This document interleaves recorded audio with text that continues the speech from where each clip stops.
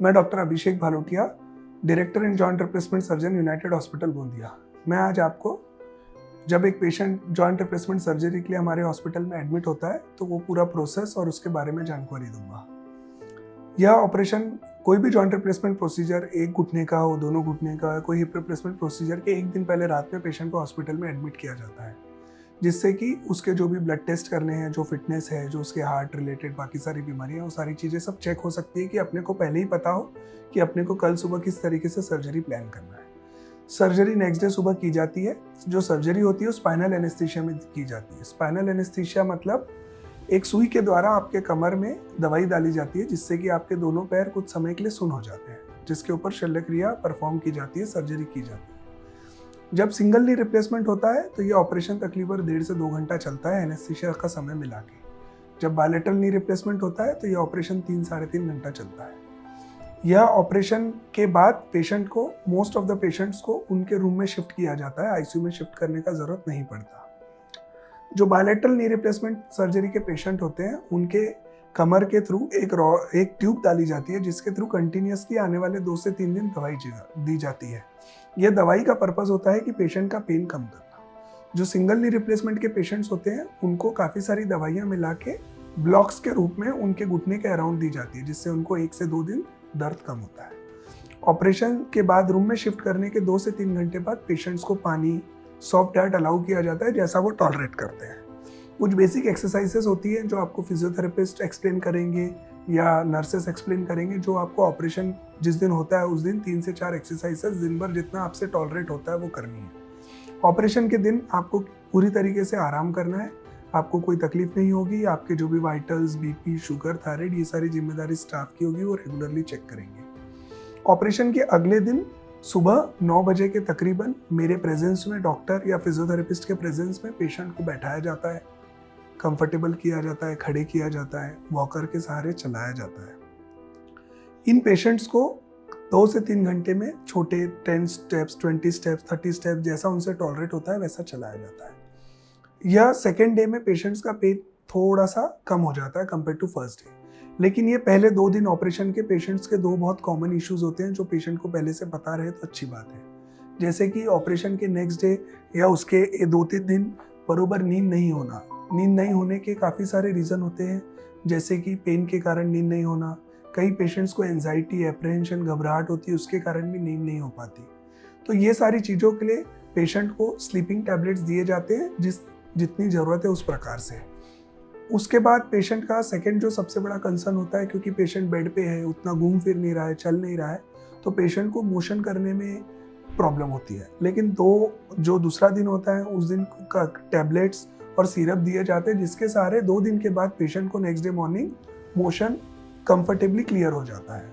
और जो bilateral knee replacement के पेशेंट्स होते हैं उनको एक यूरिन कैथेटर डाला जाता है, क्योंकि वो दोनों पैर की सर्जरी के बाद 1-2 दिन वॉशरूम में जाके यूरिन करने में कंफर्टेबल नहीं रहते।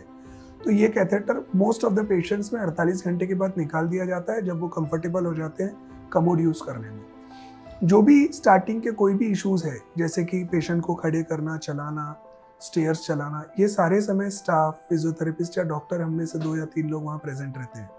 जो पेशेंट को वॉशरूम यूज़ करना है, कमोड का ट्रेनिंग देना है कि कमोड में कैसे बैठना है, कैसे उठना है, ये सारी चीज़ें हमारी जो स्टाफ नर्सेस है और जो टीम है ये अच्छी तरीके से मैनेज करते हैं, तो पेशेंट को तकलीफें नहीं आती। अब physiotherapy is a very important part of any knee replacement surgery. कुछ बेसिक 5-6 एक्सरसाइजेस होती हैं जो पेशेंट खुद कर सकते हैं, and they are the most common exercises जिससे अच्छा रिकवरी मिल जाता है।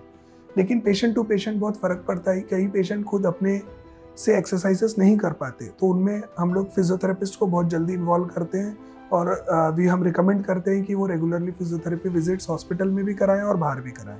जो पेशेंट्स खुद करने में कंफर्टेबल रहते हैं वो फिजियोथेरेपी विजिट्स कम भी कर सकते हैं और अवॉइड भी कर सकते हैं। यूजुअली जो सेकंड 48 घंटे के बाद पेशेंट का ड्रेसिंग चेंज किया जाता है और पेशेंट को वाटरप्रूफ ड्रेसिंग लगाया जाता है। वाटरप्रूफ ड्रेसिंग के लगाने के पीछे कंसेप्ट ये है कि पेशेंट काफ़ी कंफर्टेबल फील करते हैं, एक बड़ा ड्रेसिंग रिमूव हो जाता है, उन्हें मूवमेंट करने में आसानी होती है और वो शावर ले सकते हैं। किसी भी पेशेंट को 2-3 दिन बाद सर्जरी के बाद शावर लेके फ्रेश फील होता है, तो ये इसी कारण से हम सभी पेशेंट से वाटरप्रूफ ड्रेसिंग यूज़ करते हैं। उसका एक और फायदा ये है कि जो ऑपरेशन के बाद सूजन और दर्द होता है उसके लिए आइस पैक यूज करते हैं, आइस थेरेपी, जिससे कि आइस पैक्स लगाने से पेशेंट का पेन कंट्रोल होता है और सूजन भी कम होती है। अब रही बात डिस्चार्ज की, जो पेशेंट्स का एक ही पैर का सर्जरी हुआ है वो पेशेंट्स कंफर्टेबली 72 आवर्स में अपने घर चले जाते हैं, और जो पेशेंट्स के दोनों पैर का सर्जरी हुआ है उनको तकरीबन 4 या 5 दिन लगता है।